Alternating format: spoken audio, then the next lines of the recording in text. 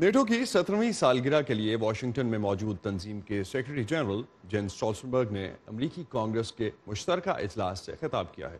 اس خطاب میں انہوں نے تسلیم کیا کہ صدر ٹرمپ نے نیٹو اتحاد میں امریکہ کے کردار کو نئی شکل دی ہے۔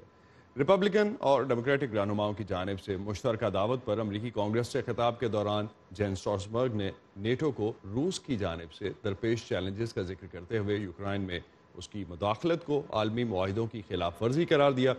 امریکی صدر نیٹو کے اتحاد پر اکثر سوالیہ نشان اٹھاتے آئے ہیں، لیکن سینٹ میں اکثریتی رہنما ریپبلکن پارٹی کے مک مکینل کا کہنا ہے کہ نیٹو اتحاد کا مضبوط رہنا ضروری ہے۔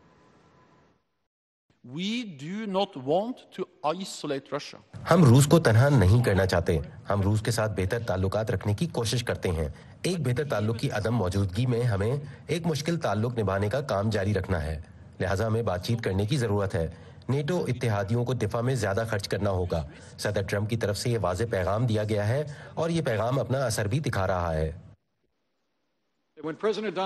جب صدر ٹرمپ نیٹو اتحاد پر زور دیتے ہیں کہ وہ اپنے وعدے اور ہمارے مشترکہ دفاع کے لیے کیے گئے سمجھوتوں اور وعدوں پر پورا اتریں، تو اسے ہم کہتے ہیں ایک آزاد دنیا کے لیڈر کی جانب سے دیا جانے والا پیغام۔